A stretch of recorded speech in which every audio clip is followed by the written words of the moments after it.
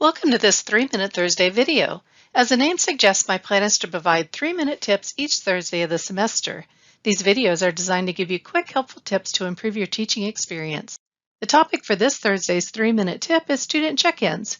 Especially if you're not seeing your students in a physical classroom or even in real time, you might be missing visual cues and other things you might rely on.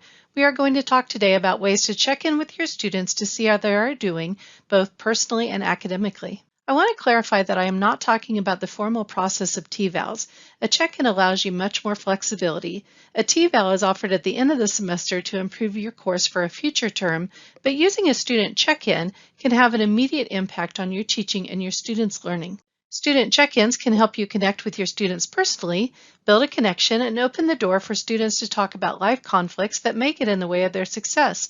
This can help you understand where your students are and have empathy.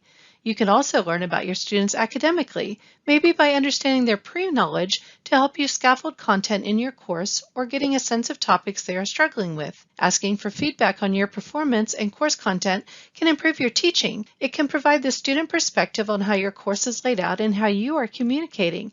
Checking in can really help you avoid misunderstandings and frustrations, and it can give your students the opportunity to reflect on their learning experience.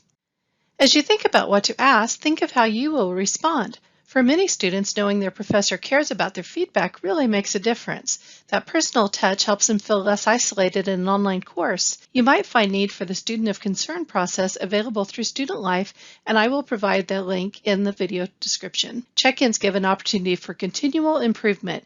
You'll be surprised at the difference a little tweak makes, and it's okay to make small changes as you receive feedback. Just let your students know what you are changing and why. Instructional designers as well as other resources are available. Don't hesitate to use them. Maybe ask an instructional designer or a colleague to look over your course and give an outsider's perspective. There are many ways to implement check-ins. They can be anonymous or open discussions. With a relatively small class, consider a one-on-one with each student by phone or Zoom.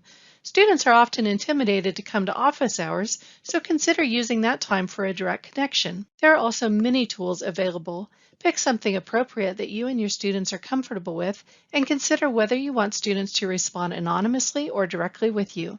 Remember, I said a strength of check-ins was flexibility. On this slide, you'll see the responses to the question of when a checkout should be used. I recently learned about another university using a 3-part evaluation tool throughout the semester, requesting feedback first on the course design, midway on engagement, and getting assessment feedback at the end. You can do an exit survey at the end of each lecture or class meeting. Maybe just ask one question like, share one thing you learned. Ask for the best, worst, and most difficult topic. K-State's Don Saucier shared that he has asked students what they don't want to see on the test. This feedback provides a lot of insight.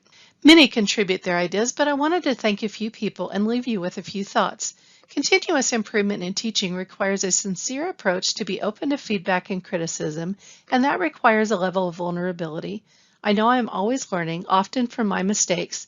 That is humbling, but also helps me grow. I hope this Thursday's 3-minute tip has been helpful, and I encourage you to share it with others. Please contact me with comments, to schedule a consultation, or to share ideas for future videos. The best way to reach me is by email at gcid@ksu.edu.